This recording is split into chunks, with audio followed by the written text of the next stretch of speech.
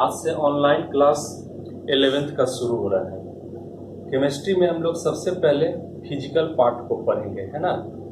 Chemistry को हम लोग मेनली 3 पार्ट में बांटते हैं, फिजिकल, ऑर्गेनिक, इनऑर्गेनिक। फिजिकल में जो अभी हम लोग पोर्शन पढ़ने वाले हैं, इसमें बहुत सारा बात 7th, 8th, 9th, 10th class में भी मिला है। एटम्स के बारे में पढ़ना है, चाहे ये सब कंसेप्ट कुछ होगा, law of definite proportion, mass proportion, ये सब कंसेप्ट है जो 8th, 9th, 10th में मिला है। वो सब कंसेप्ट यहाँ पे एक बार फिर से पढ़ना है। उसके अलावा जो पहला चैप्टर है उसका नाम ही है some basic concept of chemistry. इसका मतलब ये हुआ कि इसमें केमिस्ट्री का जितना बेसिक बात है सब जानना है। बेसिक बात में 8th, 9th, 10th में जो भी बात पर है एक बार फिर से हम लोग का सिलेबस में यहाँ पे दिया हुआ है, ठीक है। तो केमिस्ट्री के बारे में सबसे पहले थोड़ा सा हम लोग जान लें। इसमें हम लोग पढ़ते हैं क्या, तो इस जो केमिस्ट्री का जो ब्रांच है इसमें मैटर के बारे में पढ़ा जाता है, सब्सटेंस के बारे में। एक सबसे इंटरेस्टिंग बात देखो हम लोग देखते हैं और इसी से हम केमिस्ट्री आगे बढ़ेंगे भी। जैसे ये हो गया H2, वेल नोन गैस है, हाइड्रोजन, ठीक है। O2 ये भी गैस है, सबको डाई ऑक्सीजन है। ऑक्सीजन हम इसको हाइड्रोजन गैस भी बोलते हैं, और इसको डाई इसलिए बोलते हैं क्योंकि 2 है, और ये भी डाई ऑक्सीजन इसलिए बोलते हैं कि 2 है। ये दोनों कंबाइन करता है तो बनता है वाटर, ठीक है ना। तो केमिस्ट्री में हम लोग को पढ़ना रहता है कंपोजिशन के बारे में, ठीक है। कंपोजिशन के बारे में पढ़ना है, यानी वाटर जो बना है किस किस एलिमेंट के मिलने से बना है, इसी को बोलते हैं कंपोजिशन। उसका प्रॉपर्टीज, यानी जो सब्सटेंस लिए हैं उसका क्या प्रॉपर्टी है, जो रिएक्शन होने के बाद बना है उसका क्या प्रॉपर्टी है, ठीक है।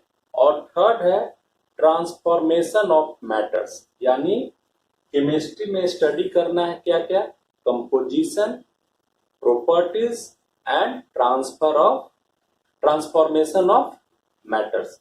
तो केमिस्ट्री का एक बेसिक डिफिनेशन भी है। Chemistry is the branch of science in which we study about composition, properties and transformation of matters. ये बड़ा बेसिक है। तो इसका मतलब क्या हुआ, जैसे देखो कितना इंटरेस्टिंग बात है। डाई हाइड्रोजन हाईली कंबसेबल है, ये तुरंत जल जाता है, ठीक है। डाई हाइड्रोजन हाईली कंबसेबल है। ऑक्सीजन कंबसन में मदद करता है, ये सबको जानते होंगे। ये ऑक्सीजन के बिना हम किसी चीज को जला नहीं सकते हैं, तो ये कंबसन में मदद करता है। ये हाईली कंबसेबल, जिसको हम लोग ज्वलनशील बोलते हैं, बहुत जल्दी ये आग पकड़ लेता है डाई हाइड्रोजन, तो हाईली कंबसेबल है, ये कंबसन में हेल्प करता है। लेकिन सबसे इंटरेस्टिंग बात क्या है, इस दोनों के मिलने से जो कंपाउंड यहाँ देख लो ना H2O, ये जो आग लगता है उसको बुझाने का काम करता है। तो ये अलग अलग है, इसका प्रॉपर्टीज अलग है कि नहीं। ये कंबसेबल है, ये कंबसन में मदद करता है, लेकिन कंबाइन कर गया तो इसमें ना तो H2 का जो इंडिविजुअल प्रॉपर्टी है वह है, ना ही O2 का इंडिविजुअल प्रॉपर्टी वह है। अब इसका प्रॉपर्टी ही अलग हो गया, और ये प्रॉपर्टी क्या हो गया, ये आग बुझाने का काम करता है। तो इस तरह से हम लोग को केमिस्ट्री में क्या कहा जाता है कि केमिस्ट्री में हम लोग स्टडी क्या करते हैं, तो कंपोजिशन,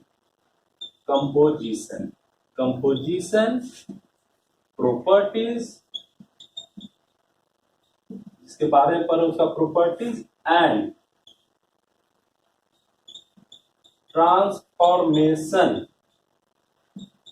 ट्रांसफॉर्मेशन ऑफ मैटर, यानी मैटर कैसे ट्रांसफॉर्म करता है वो सब पढ़ना है, ठीक है।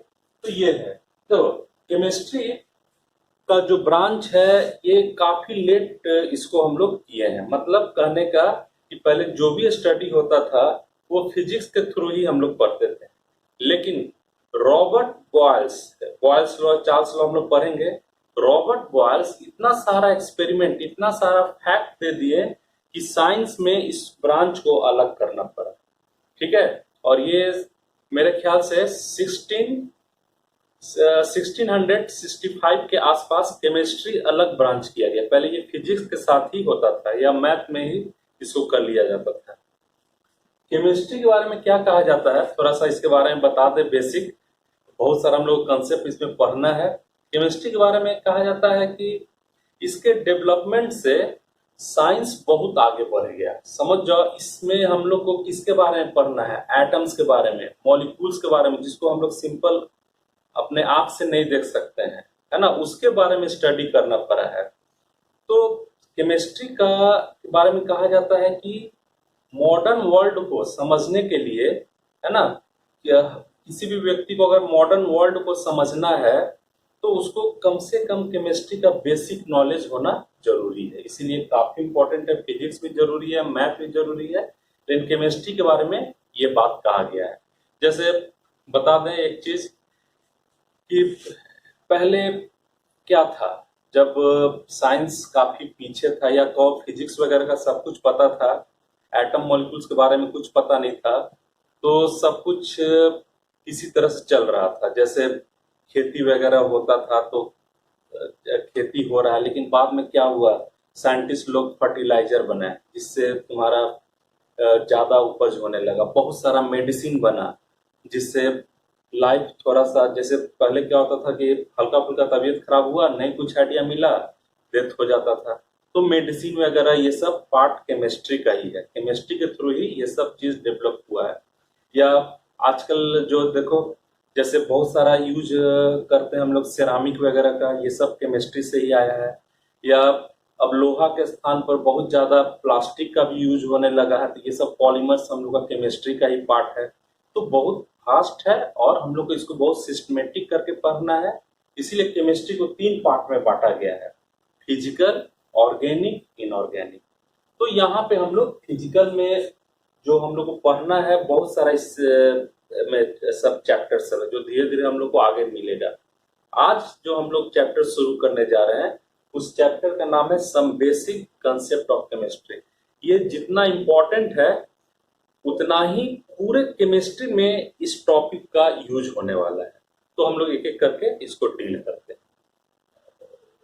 इस चैप्टर में हम लोग का बहुत सारा कंसेप्ट है, एक एक करके हम लोग सब कंसेप्ट को आगे बढ़ाएंगे। जैसे यूनिट के बारे में पढ़ना है कि वॉल्यूम का क्या यूनिट है, मास का क्या यूनिट है ना, सब कुछ पढ़ेंगे हम लोग, जो हम लोग पहले से ही पढ़ते आ रहे हैं। ठीक है, एटम्स के बारे में पढ़ेंगे, एलिमेंट्स के बारे में पढ़ेंगे, कंपाउंड कैसे फॉर्म होता है, ये सब।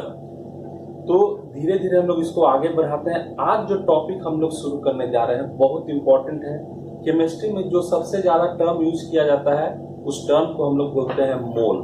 ठीक है, तो यहाँ पे जो सम बेसिक कंसेप्ट है, इसमें हम लोग को मोल के बारे में पढ़ना है। एक और टॉपिक है स्टोइकियोमेट्री, उसके बारे में पढ़ना है, एम्पिरिकल फार्मूला, मॉलिक्यूलर फार्मूला, बहुत सारा एक एक करके सब हम लोग डील करते चलते हैं। तो आज का अभी जो टॉपिक है उसका हेडिंग दे रहे हैं मोल कंसेप्ट, है ना। इसका हेडिंग क्या है, मोल कंसेप्ट। आराम से इसको समझना है, हम लोग बहुत बेसिक तरीका से इस बात को लेके चल रहे हैं। मोल कंसेप्ट क्या है, मोल कंसेप्ट बहुत लोग को पता भी होगा बेसिक कि मोल होता क्या है। हम लोग यहाँ पे एकदम बेसिक से ही चल रहे हैं। देखो मोल कंसेप्ट क्या है, उससे पहले एक छोटा सा बात है। जैसे कहेंगे कि तुम्हारे पास 1 डजन पेन है, ठीक है, तुम्हारे पास 1 डजन पेन है, इसका मतलब नंबर ऑफ पेन्स कितना है, तो इसमें किसी को कोई परेशानी नहीं होगी, 12 पेन्स। ठीक, उसी तरह से कहा जाए कि 1 डजन पेंसिल है, तो डजन जैसे ही आएगा कुछ भी हो, नंबर तो 12 ही होना है, 12 पेंसिल्स। ठीक है, 1 dozen pen 12 pens, 1 dozen pencil 12 pencil, तो डजन का मतलब ही होता है 12।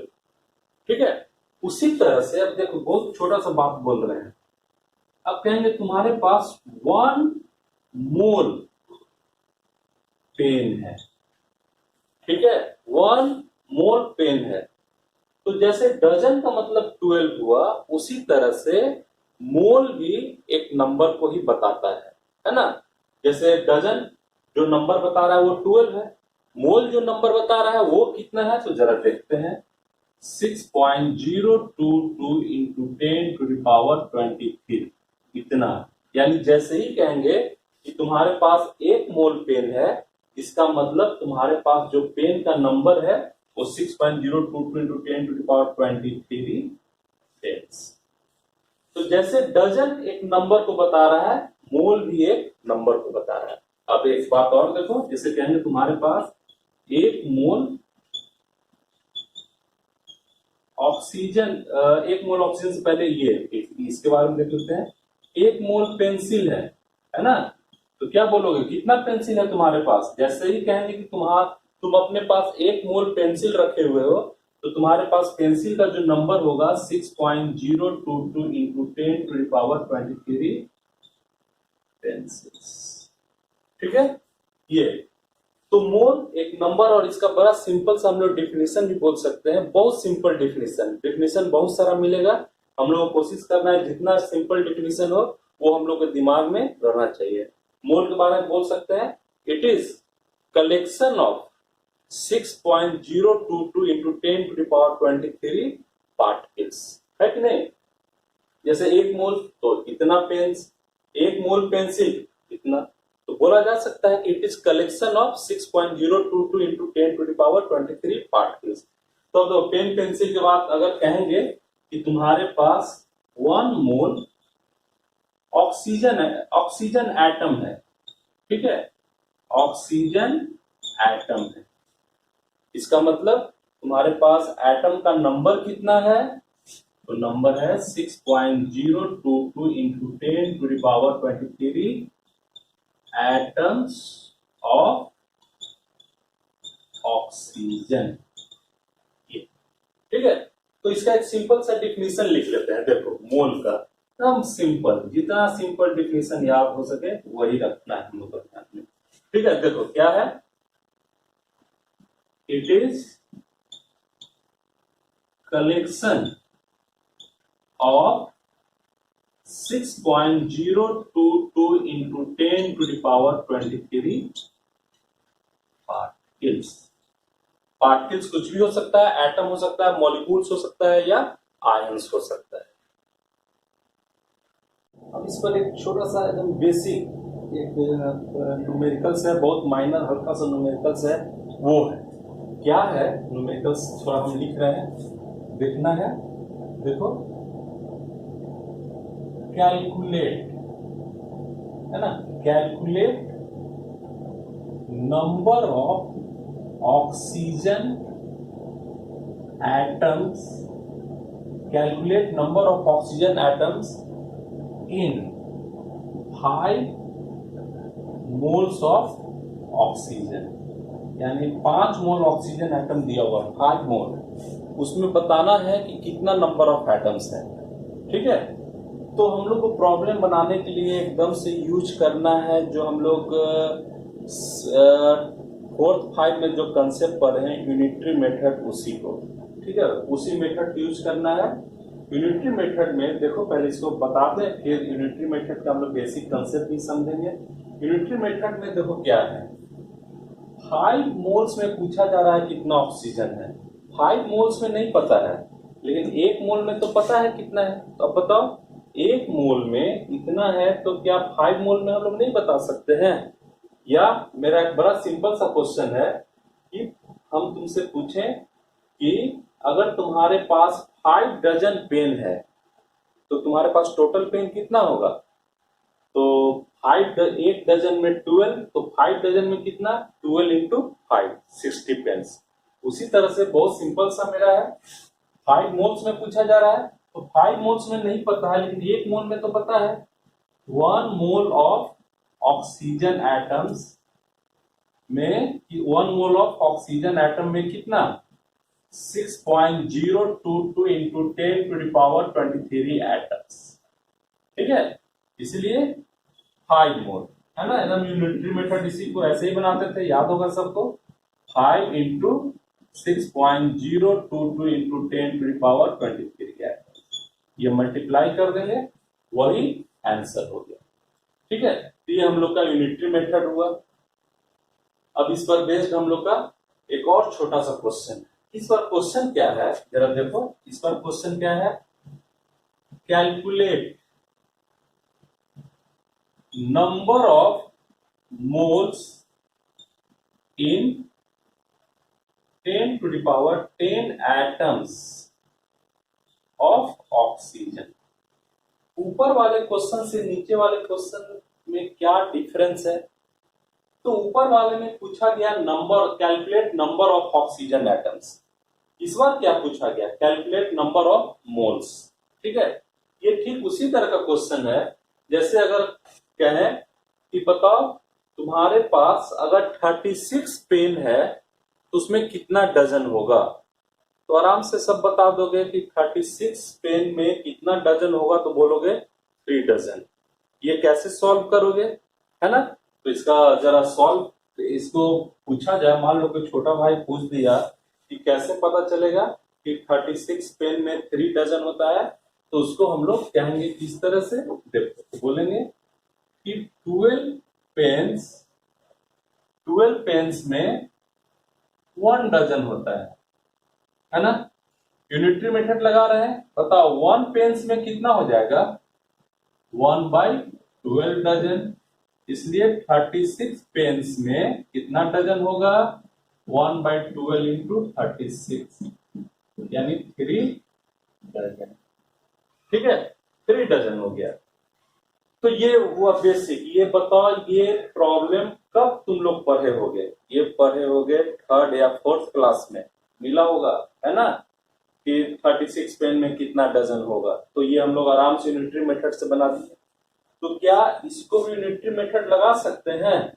तो यूनिटरी मेथड लगाने में एक बहुत इंपॉर्टेंट बात क्या है कि जिसको कैलकुलेट करना रहता है ना, उसको राइट साइड में, ये हम अभी लिखेंगे, देखो यहाँ पे लिख दे रहे हैं कैलकुलेट जिसको करना रहता है उसको राइट हैंड साइड। ठीक है, यूनिटरी मेथड का ये बेसिक रूल है, राइट हैंड साइड। और जो गिवन रहता है यानी जो दिया हुआ रहता है उसको लेफ्ट हैंड साइड। यानी इस, अच्छा ये प्रॉब्लम बताओ, ये 36 पेन दिया हुआ था ना, तुमको पता था ना कि तुम्हारे पास 36 पेन है और क्या कैलकुलेट करना था, डजन। 36 पेन में कितना डजन, तो जिसको कैलकुलेट करना है उसको राइट साइड, तो डजन को राइट साइड में रखें क्योंकि पूछा गया कि 36 पेन में कितना डजन होगा, कैलकुलेट करना है डजन, तो उसको राइट साइड, और जो गिवन है उसको लेफ्ट साइड। इस क्वेश्चन में बताओ क्या कैलकुलेट करना है, कैलकुलेट क्या करना है, नंबर ऑफ मोल्स। तो मोल्स को राइट साइड में लिख दो ऐसे, है ना। और क्या गिवन है, एटम्स का नंबर दिया हुआ है 10 to the power 10 atoms of oxygen, तो यहां पे लिख दिए नंबर ऑफ एटम्स। ठीक है, ये बेसिक रूल, कैलकुलेट करने वाले को राइट साइड और गिवन यानी जो दिया हुआ है एटम्स का संख्या तुमको पता है तो उसको बोलते हैं गिवन, उसको लेफ्ट साइड। अब सबसे पहले हम लोग को क्या करना है, 10 to the power 10 एटम्स में कितना मोल है ये बताना है। ये तो नहीं पता है, लेकिन क्या हम लोग बोल सकते हैं कि 6.022 into 10 to the power 23 atoms में 1 मोल होगा। ये तो बात सबको पता है, तो देखो ऐसा लिखें 6.022 into 10 to the power 23 atoms में कितना मोल होगा, 1 मोल होगा। ठीक है, यूनिटरी मेथड, इसलिए 1 एटम क्या हो जाएगा, 1/6.022 into 10 to the power 23 moles. ठीक, इसलिए कितना एटम्स दिया गया है, 10 to the power 10। इसको देखो यहां पे लिख दे रहे हैं, ये वाला देखो यहां पे, इसको, है ना, 1/6.022 into 10 to the power 23 into 10 to the power 10 इतना मोल्स। ठीक है, केमिस्ट्री में हम लोग को कैलकुलेशन खूब करने को मिलेगा। कैलकुलेशन आए तो घबराना नहीं है, और हम लोग को खुश होना है कि वो इतना कॉम्प्लिकेटेड कैलकुलेशन है, उसको खूब अच्छे से करना है ना, उसको बर्डन नहीं लेना है। लेकिन एक चीज देखो बता दें, केमिस्ट्री में ये जो टर्म है ना 1/6.02 × 10⁻23 ये जब तक मिलता रहेगा, ठीक है। तो इसको क्या कर रहे हैं, ये वैल्यू को तुम लोग को थोड़ा सा याद रखना है कि इतना बाय इतना को सॉल्व करोगे तो 1.66 × 10⁻24 होगा, कौन, ब्रैकेट वाले को, ठीक है। ये कॉमन टर्म है, खूब मिलेगा, इसलिए याद कर लो। याद करने की जरूरत नहीं है, बनाते बनाते याद हो जाएगा। अब बताओ 1.66 × 10⁻14 कितना मोल्स, ठीक है। नेक्स्ट एक और छोटा टॉपिक है, ग्राम एटॉमिक मास। ये क्या है ना, ग्राम एटॉमिक मास क्या है, एटॉमिक मास अलग है, ग्राम एटॉमिक मास अलग है, ठीक है।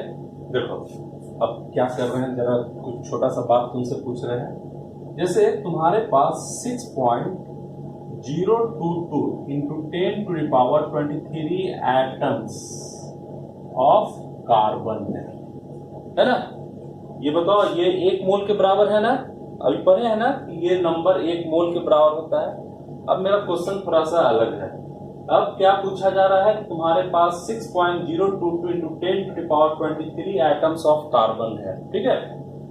पूछ रहा है क्या कि इतना एटम कार्बन का मास क्या होगा, ठीक है। इतना एटम ऑफ कार्बन का मास, मास मतलब जैसे ये पेन का मास पूछेंगे तो इसको क्या करोगे, आराम से तराजू में रखोगे, तौल कर देखेंगे कि 2 ग्राम 3 ग्राम 4 ग्राम 5 ग्राम जो भी है वही उसका मास होगा, ठीक है।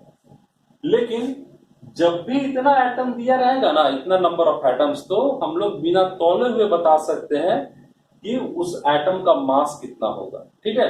कैसे बता सकते हैं बिना तौले हुए, तो देखो कार्बन, कार्बन का एटॉमिक मास सबको पता होगा, बहुत कॉमन है, कार्बन का एटॉमिक मास होता है 12, ठीक है ना। या हम लोग का पीरियोडिक टेबल है उसके भी हेल्प से बता सकते हैं। कार्बन का एटॉमिक मास 12, ऑक्सीजन का 16, कुछ का एटॉमिक मास देखो लिख भी रहे हैं, जैसे कार्बन का हो गया 12, ऑक्सीजन का हो गया 16, नाइट्रोजन का क्या हो गया 14, है ना। ये कार्बन ऑक्सीजन हाइड्रोजन का क्या हो गया 1। ये सब एटॉमिक मास है जो पीरियोडिक टेबल से देखकर लिख लिए, ठीक है। अब देखो जब भी इतना एटम्स दिया रहेगा उसका मास तुम लोग को पता रहेगा, तो 6.022 × 10⁻23 एटम्स ऑफ कार्बन का मास होगा 12। अब बस उसमें लगा देना है ग्राम, ठीक है। यानी इतना एटम्स कार्बन को लेकर तराजू में तौलोगे तो उसका मास 12 ग्राम ही मिलेगा, ठीक है। अब देखो अब क्या तुम इसका मास बता सकते हो, 6.022 × 10⁻23 एटम्स ऑफ ऑक्सीजन का मास, तो कहोगे कि हाँ ऑक्सीजन का मास बता सकते हैं क्योंकि ऑक्सीजन का एटॉमिक मास होता है 12। तो जब भी इतना एटम, सॉरी ऑक्सीजन का एटॉमिक मास कितना है 16, यानी जब भी इतना एटम्स दिया रहेगा उसका मास हम लोग बता सकते हैं। तो ऑक्सीजन का एटॉमिक मास हम लोग को याद है, उसमें ग्राम लगा देंगे, यानी इतना एटम ऑक्सीजन को लेकर तौलोगे तो 16 ग्राम होगा।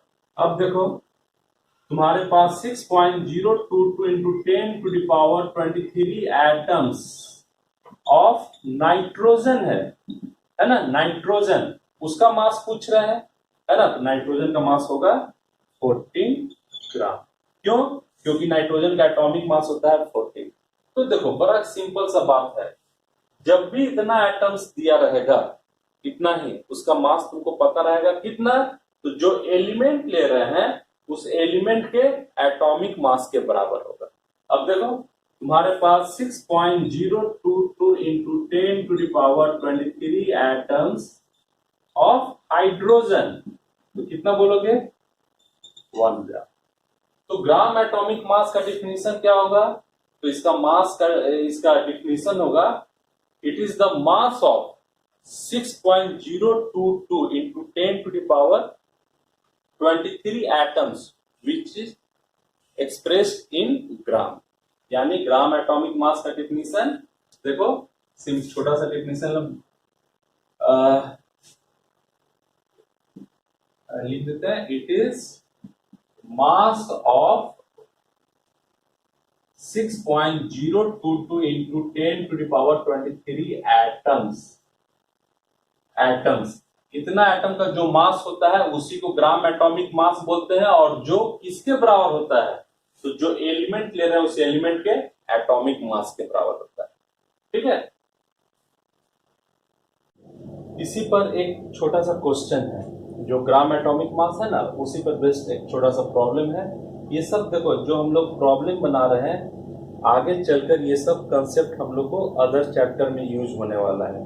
ठीक है, इसलिए काफी बेसिक बात बता रहे हैं जो बहुत इंपॉर्टेंट है, और हम लोग जो अभी मेथड सीख रहे हैं उस मेथड से हम लोग किसी भी तरह का न्यूमेरिकल्स को सॉल्व कर सकते हैं। ठीक है, तो इसलिए अभी हम लोग सीख रहे हैं एकदम बेसिक से, है ना। और जो हम लोग का some basic concept of chemistry जो पहला जो चैप्टर, उसमें बहुत सारा चीज पढ़ना है। उसी में मोल कंसेप्ट भी है, ग्राम एटॉमिक मास भी है, और जो 8th 9th 10th में जो कंसेप्ट पढ़ना था वो सब है। तो हम लोग सब एक एक करके पढ़ेंगे। आज बस हम लोग शुरुआत किए हैं मोल कंसेप्ट से। ठीक है, calculate the mass of 100 atoms of carbon. ठीक है, तो ये क्वेश्चन है ना। क्या पूछा जा रहा है? मास। तो अभी रूल लिखे थे, रूल क्या है एक बार फिर से देख लो। जो कैलकुलेट करना है तो सबको याद होना चाहिए, कैलकुलेट वाले को किधर लिखना है? राइट हैंड साइड, और गिवन जिसके बारे में पता है तुमको उसको लिखना है लेफ्ट हैंड साइड। तो इस क्वेश्चन में क्या कैलकुलेट करना है बताओ? कैलकुलेट द मास, यानी कैलकुलेट करना है उसको किधर लिखना है? RHS, right hand side. और बताओ गिवन क्या है? नंबर ऑफ एटम्स, ये गिवन है, ये गिवन है, गिवन को किधर लिखना है? LHS। देखो इतना करोगे तो तुरंत प्रॉब्लम बन जाएगा। Calculate the mass of 100 atoms of carbon. तो गिवन में क्या है? देखो गिवन में 100 एटम्स दिया हुआ है, और कैलकुलेट क्या करना है? मास करना है। देखो तो अब इसमें जो बेसिक बात है उसको हम लोग लिख लेते हैं, यानी मास कैलकुलेट करना, उसको राइट साइड लिख दिए। देखो इधर मास लिख दिए और इधर number of atoms. Number of atoms कौन सा एलिमेंट है? तो कार्बन। इतना करेंगे तो प्रॉब्लम के लिए आइडिया खुद ब खुद मिलते चला जाएगा। तो कार्बन का 100 एटम्स का मास पूछा जा रहा है। 100 एटम्स का तो नहीं पता है, लेकिन 6.022 into 10 to power 23 atoms of carbon का मास पता है 12 ग्राम। तो इसी का हेल्प से हम लोग 100 एटम्स का भी निकाल सकते हैं। कैसे? तो फिर वही यूनिटरी मेथड, है ना। इतना एटम्स का तो तुमको हमेशा पता रहेगा, इतना एटम्स जो भी दिया रहेगा उसका मास तुमको पता रहेगा। तो कार्बन का बारे में हम लोग लिख लेते हैं कि 6.022 into 10 to the power 23 atoms of carbon. इतना एटम्स ऑफ कार्बन का मास कितना होगा? 12 ग्राम। ठीक है, बताओ मास वाला टर्म राइट साइड में आ गया ना, और नंबर ऑफ एटम्स वाला टर्म लेफ्ट साइड में। यही रूल ही है यूनिटरी मेथड का, कैलकुलेट करने वाले को राइट हैंड साइड, और जो गिवन है जिसके बारे में इंफॉर्मेशन तुमको दिया हुआ रहता है 100 एटम्स। कितना एटम्स? तो तुमको पता है कि तुम्हारे पास 100 एटम है, इसी को गिवन बोलते हैं, है ना। कैलकुलेट तो क्लियर है क्या कैलकुलेट करना है। तो इतना एटम्स। तो अब बता दो 1 एटम्स। यूनिटरी मेथड में क्या करते हैं? जब भी एक एटम्स के लिए निकालोगे, जो इधर वाला नंबर रहता है उसको ऊपर में लिखते हैं, और इधर वाले नंबर से डिवाइड कर देते हैं। ये सब पढ़े होंगे पहले ये। इसलिए कितना एटम्स दिया गया है? 100 एटम्स। 100 एटम्स में क्या हो जाएगा? 12 by 6.022 into 10 to the power 23 into 100। अब देखो इसका सॉल्यूशन क्या, ये बहुत ज्यादा कैलकुलेशन करने वाला लग रहा है? नहीं, इसको हम लोग आराम से कर सकते हैं। देखो कैसे? 12 by 6.022 into 10 to the power 23 into 100। अब बताओ, क्या अभी अभी हम लोग पढ़े हैं? ये बड़ा कॉमन टर्म है, इसको ऐसे लिखते हैं 12, और 1 by 6.022 into 10 by 23 को क्या लिख सकते हैं? 1.66 into 10 to the power -24 into 100। देखो अब कैलकुलेशन आसान हो गया ना, आराम से कर सकते हैं। तो ये वाला एक बार हम साइड में फिर से लिख देते हैं, काफी इंपॉर्टेंट टर्म है। देखो ये काफी यूज होगा। 1/6.022 इंटू 10⁻23 को सॉल्व करोगे तो जो वैल्यू आएगा 1.66 इंटू 10⁻24। ठीक है। ये ग्राम एटॉमिक मास से रिलेटेड एक और छोटा सा क्वेश्चन है। ठीक है। Calculate the number of atoms in 60 gram of carbon. ठीक है। Calculate the number of atoms in 60 gram of carbon. यानी इस बार फिर बताओ क्या कैलकुलेट करना है, नंबर ऑफ एटम्स। तो कैलकुलेट वाले को किधर लिखना है, RHS। तो हम यहाँ पर ऐसे लिख दे रहे हैं नंबर ऑफ एटम्स। बताओ गिवन मास पता है ना, पूछा जाएगा क्या पता है, तो मास पता है। हमारे पास 60 ग्राम कार्बन दिया गया और कहा जा रहा है बताइए 60 ग्राम कार्बन में नंबर ऑफ एटम्स कितना होगा। ठीक है। तो यहाँ पे मास गिवन है, तो जो गिवन रहता है उसको लेफ्ट साइड। तो 60 ग्राम कार्बन के बारे में तो नहीं पता है अभी कि कितना नंबर ऑफ एटम्स है, लेकिन क्या तुमको ये पता है 12 ग्राम कार्बन में कितना एटम्स होगा, 6.022। इसका हेल्प ले सकते हैं, है ना, और उसी का हेल्प भी लेना है। लिख देते हैं 12 ग्राम ऑफ कार्बन में नंबर ऑफ एटम्स कितना होगा, 6.022 into 10⁻23 atoms. 1 gram of carbon में कितना होगा, 6.022 इंटू 10⁻23 बाई। अब बताओ 1 के लिए जब भी निकालोगे ध्यान रखना है इधर वाले नंबर को ऊपर में रखना है और इधर वाले नंबर से डिवाइड कर देना है। इसलिए कितना 60 ग्राम में पूछा जा रहा है, 60 ग्राम ऑफ कार्बन। तो 6.022 इंटू 10⁻23 बाई 12 इंटू 60। ये आराम से कैंसिल होगा, मल्टीप्लाई करोगे एटम्स मिल जाएगा। ये सब का कैलकुलेशन करना है, यहीं पे आंसर नहीं छोड़ना है, मल्टीप्लाई करके लिखना है। इसको साइंटिफिक नोटेशन में हम लोग दिखाते हैं, वो भी सीखेंगे साइंटिफिक नोटेशन क्या होता है।